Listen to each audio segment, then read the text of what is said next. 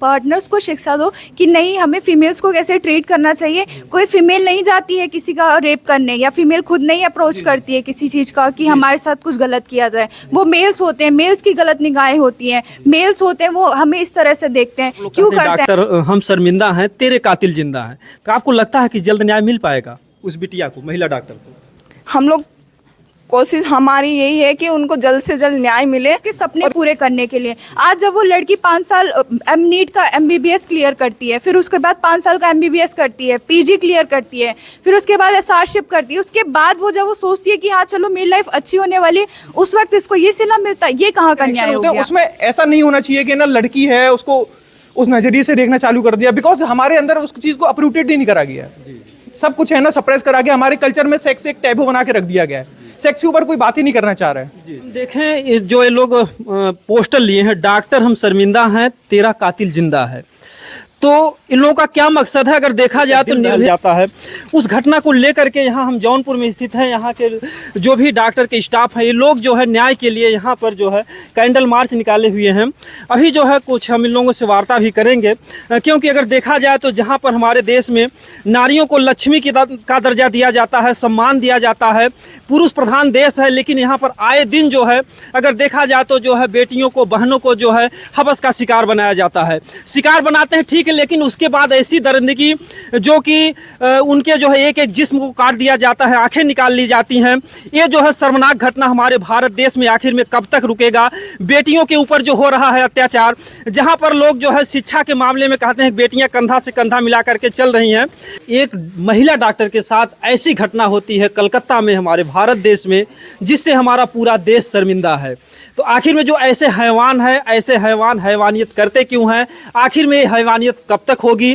क्योंकि जब निर्भया के साथ घटना घटती है, जो दरिंदगी होती है, दरिंदगी की सारी हदें पार होती हैं, उसके बाद पूरा देश में ऐसा लगा कि अब आज के बाद किसी बेटी के साथ ऐसा अत्याचार या जुल्म नहीं सहना पड़ेगा।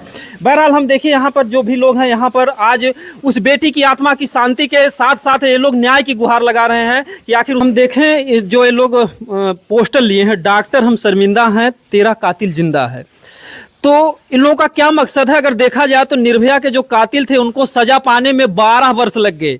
एक माँ लड़ती रही, 12 वर्ष के बाद जो है उनको जो है सजा होती है फांसी की। तो आखिर में इन लोगों से हम थोड़ा जानना चाहेंगे, क्या जो देर से न्याय मिलता है वो न्याय के काबिल होता है? क्या नाम है आपका? मेरा नाम प्रियंका है, और मैं इस बारे में यही कहना चाहूँगी कि जितना टाइम इसमें न्याय करने में लिया जाता है, अगर उसमें जल्द से जल्द इस बारे में कोई कड़ी से कड़ी फैसला लिया जाए तो अगली बार कोई ऐसा करने से पहले डर सके इस मामले में, और एक कड़ी सजा इसको रोकने में सहायक होगी, ताकि कोई अगला इस बार ऐसा कोई कदम उठा ना सके अगली बार। क्या आपको लगता है कि कानून व्यवस्था हमारे देश की कुछ कमजोर है इस मामले में, बेटियों की सुरक्षा के मामले में? सुरक्षा के लिए और भी मतलब कड़ी व्यवस्था की जानी चाहिए, और जैसी ऐसी घटना होती है तो उसके लिए एकदम प्रॉपर तरीके से कड़ी से कड़ी सज़ा मिलनी चाहिए, और वो भी बहुत जल्द से जल्द, ताकि अगली बार ऐसा कोई भी घटना होने से पहले वो अगली बार डरे इंसान कि हम ऐसा करने से पहले वो पिछली जो घटना मतलब उसकी जो सज़ा मिली है उसको वो याद करे। जी, क्या लगता है कि जैसे निर्भया को 12 वर्ष लग गए, तो जैसा कि आप लोग कहते हैं डॉक्टर हम शर्मिंदा हैं, तेरे कातिल जिंदा हैं, तो आपको लगता है कि जल्द न्याय मिल पाएगा उस बिटिया को, महिला डॉक्टर को?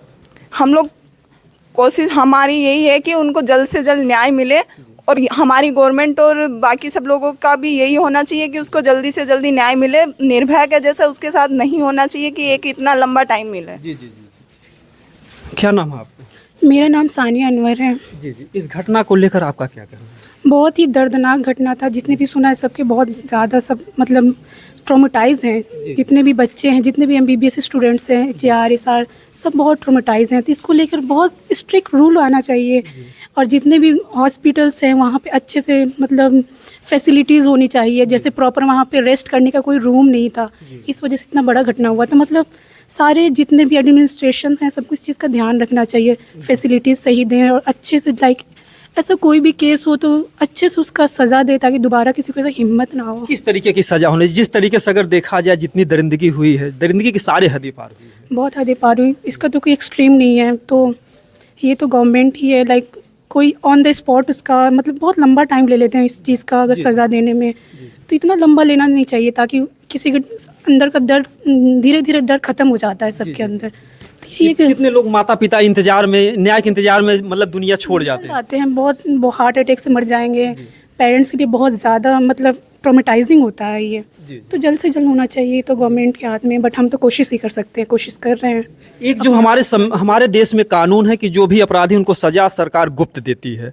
अगर देखा जाए तो सऊदी दुबई में ऐसा कानून है कि बीच चौराहे पर देती है, जिससे लोगों में दहशत होती है। क्या ऐसा कानून भारत में अगर बन जाए तो क्या कुछ जो है क्राइम बंद हो सकता है, लोगों में दहशत हो सकती है? हाँ, कह सकते हैं, लेकिन कभी कभी ऐसा होता है ना कि गलत केस में भी फंसा देते हैं, इस वजह से थोड़ा सा लंबा टाइम लग जाता है रूल्स बनाए हुए। लेकिन हाँ, थोड़ा जल्दी करना चाहिए, इतना लंबा टाइम नहीं लेना चाहिए, अंदर का डर खत्म हो जाए किसी के भी अंदर का। दोबारा उनको एक बार ऐसा टाइम मिल गया, दोबारा फिर से डर खत्म हो जाएगा, फिर से ये केस हो जाएगा। अभी 15 अगस्त को भी ये केस हुआ था, तो होना चाहिए थोड़ा जल्दी इसका एक्शन होना चाहिए। क्या कहना है इस घटना पर? बहुत ही शर्मिंदा की बात है ये घटना, ये बहुत ही बड़ी बात है। और यहाँ पे सेफ्टी की बात है कि डॉक्टर्स जो है उनको भगवान का दर्जा दिया जाता है और उनके साथ ये सब हो रहा है, तो हॉस्पिटल में सेफ्टी होनी चाहिए। आके पेशेंट उनको मार भी देते हैं डॉक्टर्स को, तो उसके लिए भी कोई कार्रवाई नहीं है, वो सब भी होनी चाहिए। तो कड़ी से कड़ी यहाँ पे सेफ्टी होनी चाहिए। और ये डॉक्टर्स, ये ह्यूमैनिटी भी है एक तरीके से। इतना गंदे तरीके से जो भी दर्दनाक घटना हुई है वो तो शर्मनाक है ही। उसके लिए बस यही है कि उनको फांसी जल्दी जल्दी जाए। जी। इस मुद्दे पर क्या सरकार का कोई बयान आया, कोई कुछ आप लोगों ने सुना कि इस पर सरकार कुछ कर रही है? अभी हमने तो यही देखा है कि ममता बनर्जी ने जो बंगाल की है, तो उन्होंने कहा था कि विद इन 5 डेज अगर कोई नहीं हो तो हम CBI को उसको सौंप देंगे।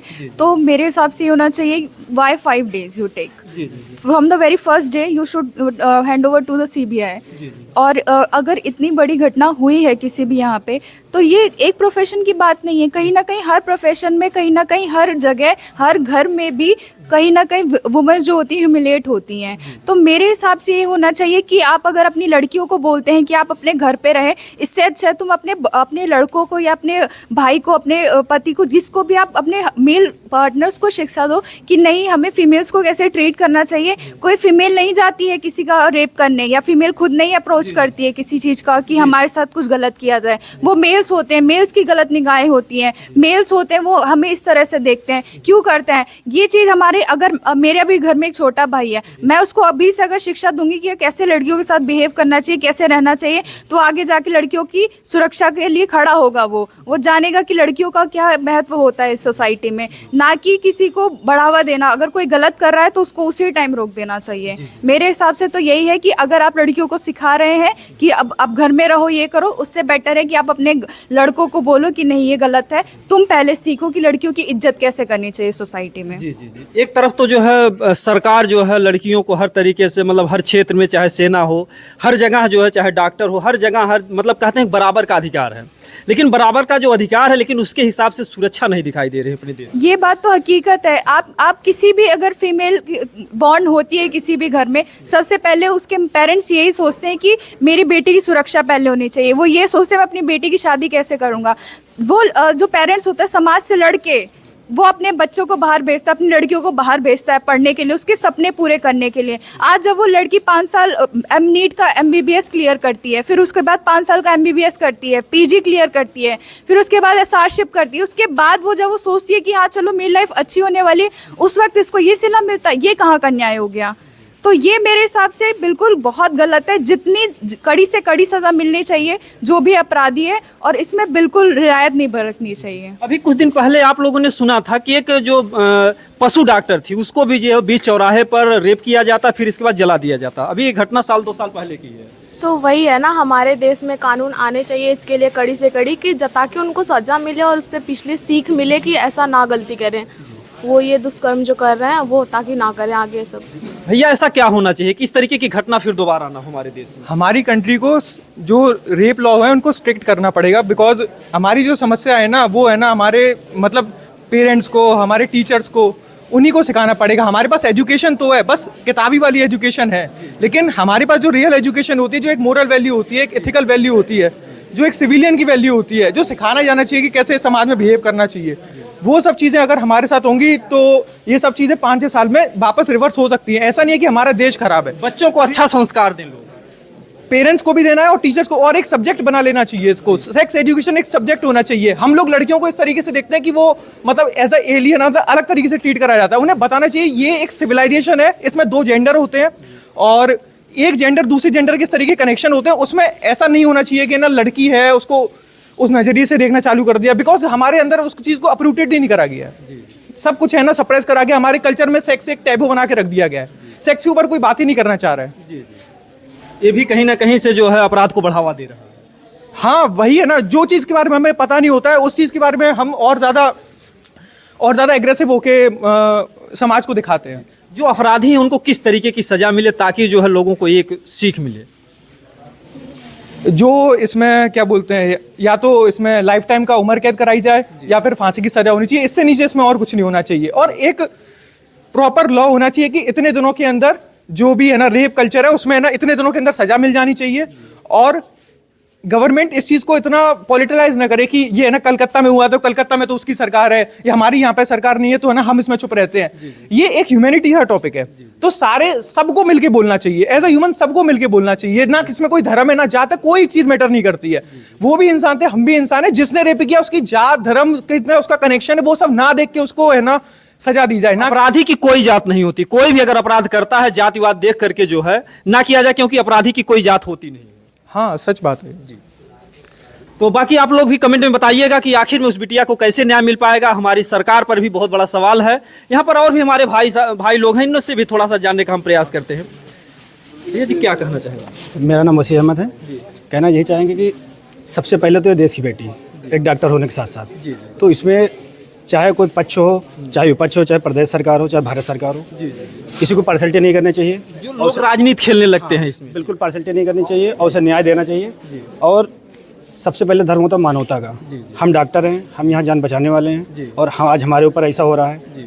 और डॉक्टरों की जो ड्यूटी लगे 36 से 30 घंटे, ठीक है, तो उनको इसके साथ साथ उनको सेफ्टी भी दी जानी चाहिए। वो भी इंसान है, उनको भी आराम की ज़रूरत होती है। ठीक है, उनको मेंटली टॉर्चर ना किया जाए, क्योंकि वो भी इंसान है, उनको भी कोई मशीन तो है नहीं कि चलते रहेंगे। तो कोई भी, चाहे प्रदेश सरकार हो चाहे किसी भी प्रदेश की हो। अभी मैंने सुना उत्तराखंड में भी एक नर्सिंग के साथ में ऐसा हुआ, बहुत दरिंदगी के साथ। तो अपराधियों की सज़ा तो एक ही होनी चाहिए, फांसी।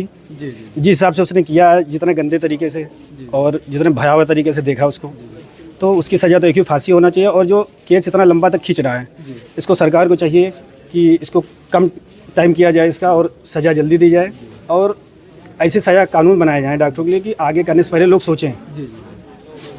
आपने इस घटना को सुना होगा, जो एक पशु डॉक्टर थी, महिला डॉक्टर थी, 3 लोग उसके साथ बलात्कार करते हैं बीच चौराहे पर, फिर उसको जला देते हैं जिंदा। और फिर पुलिस जाती है तो उनको जो है वहीं पर जो है शूट कर देती है। फिर पुलिस के खिलाफ भी कार्रवाई होती है।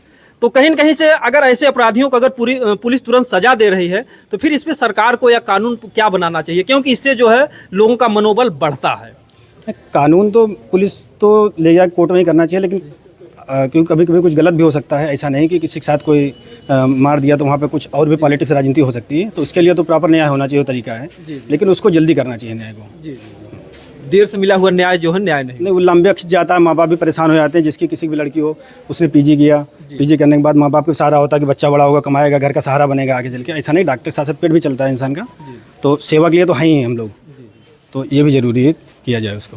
बाकी इस वीडियो को जो भी हमारे दर्शक बंधु देख रहे हैं, इसको ज़्यादा से ज़्यादा शेयर करें ताकि हर व्यक्ति तक ये सूचना को आना चाहिए। ऐसा नहीं कि सिर्फ डॉक्टरों का ही मामला है, डॉक्टर के साथ साथ वो देश की बेटी है, तो उसमें हाँ देश की बेटी है, तो डॉक्टर के साथ जो आम जनता है उसको भी सपोर्ट करना चाहिए।